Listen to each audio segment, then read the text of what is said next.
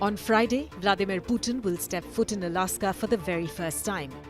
A territory Russia sold to the United States in 1867 for $7.2 million. This time, not to reclaim it, but to meet Donald Trump for a summit that could decide the fate of Ukraine's war.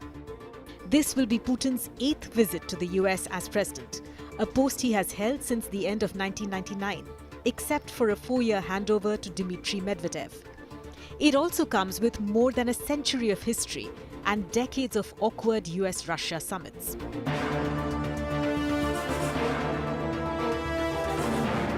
Putin's first visit as Russian president came in 2000 to New York's Millennium Summit. He urged a multilateral approach to world affairs and met Bill Clinton to recommit to arms control and nuclear non-proliferation. In 2001, just 2 months after the September 11 attacks, he became the first foreign leader to call on George W. Bush in solidarity. Putin visited Ground Zero, wrote on a memorial wall, "The great city and the great American nation will win." He also attended a CIA briefing, met Congress leaders, and ended the trip with an informal dinner at Bush's Texas ranch. By 2003, the Iraq War was a sticking point. At Camp David, Putin voiced misgivings but shared a friendly press conference with Bush, agreeing to cooperate in Iraq, Afghanistan, and the so-called War on Terror. In 2004, at the G8 summit in Georgia and at Ronald Reagan's funeral in Washington, Iraq was again on the table. Putin helped Bush secure a UN resolution backing Iraq's interim government. The 2005 World Summit in New York was overshadowed by Hurricane Katrina, but talks focused on Iran and North Korea's nuclear ambitions. In 2007, Putin visited Bush's family home in Kennebunkport, Maine. With tensions high on US missile defense in Eastern Europe, Kosovo, and democratic backsliding in Russia, they fished, talked nukes, and missile shields. Bush later quipped Putin was the only one who caught a fish. In 2015, Putin's last US visit before this week, he attended the UN General Assembly in New York. The mood with Barack Obama was icy. They clashed over eastern Ukraine and Syria, just as Moscow was about to intervene in Syria militarily. The location for Putin's latest visit is historic. Alaska was part of the Russian Empire from the 18th century until Tsar Alexander II sold it to the US in 1867 for $7.2 million.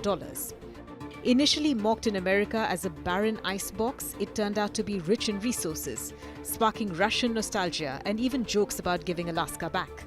It's never been visited by a Russian leader until now. For Trump, this is a feel-out meeting. He says he will know within 2 minutes if progress is possible. He's floated land swapping between Russia and Ukraine without clarifying what that means. Putin's terms are that Kiev cedes the 4 regions Russia annexed in 2022: Donetsk, Luhansk, Kherson, and Zaporizhia. Plus, Ukraine drops NATO ambitions, limits its armed forces, and recognizes Russian as an official language. Kiev's position is blunt: no land to the occupier.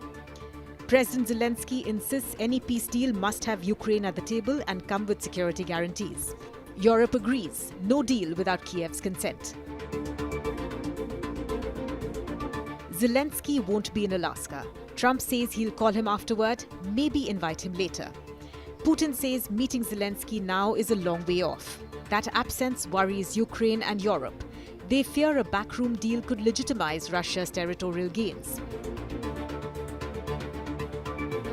Even before they land, the trip has its moments. Trump sparked a social media storm after saying, "I'm going to Russia on Friday," confusing Alaska with Russia. Critics pounced and memes flew. But in Moscow, some nationalists welcomed the symbolism. Alaska as Russian America, with Orthodox roots and old fur trade ties. For Putin, Alaska is not just about Ukraine. It's a chance to re-engage directly with Washington, discuss sanctions, trade, NATO's reach, and his broader terms for a new security order.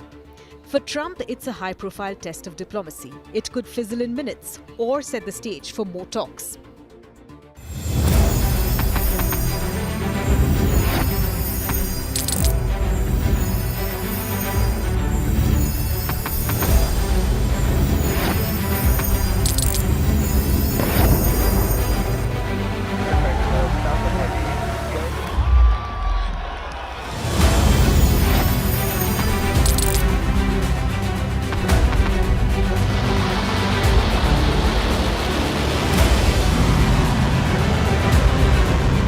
fighting so long and so hard that they don't know what the they're doing.